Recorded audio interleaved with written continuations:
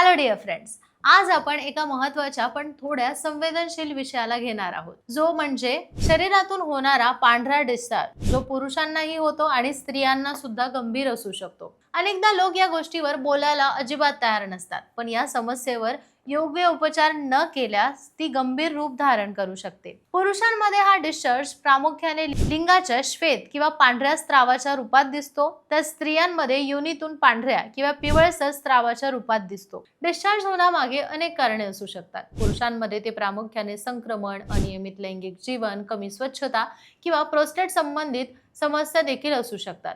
स्त्रियांमध्ये योनीतील जीवाणू किंवा ईस्ट संक्रमण, हार्मोनल बदल, अनियमित मासिक पाळी किंवा लैंगिक संक्रमण यामुळे वाईट डिस्चार्ज होऊ शकतो. डॉक्टर मुंदळा सांगतात की ही लक्षणं केवळ तात्पुरती समस्या नाही, तर जर योग्य पद्धतीने निदान व उपचार न केले तर ती गंभीर आजारांचे लक्षण घेऊ शकते. लक्षणं लक्षात घेतली तर पुरुषांमध्ये पांढरा स्त्राव, लिंग किंवा मूत्रमार्गात जळजळ, खाज, अस्वस्थता आणि कधी-कधी त्रास होतो. स्त्रियांमध्ये योनीतून पांढऱ्या रंगाचा किंवा गंधयुक्त स्त्राव, खाज, जळजळ आणि सेक्स दरम्यान वेदना जाणवू शकतात. या सर्व लक्षणांनी दररोजच्या जीवनात त्रास होतो आणि मानसिक आरोग्यावरही परिणाम होतो. उपचारांबाबत डॉक्टर उमेश मुंदडा सांगतात की प्रत्येक व्यक्तीच्या शरीराच्या स्थितीनुसार योग्य निदान खूप महत्त्वाचं असतं.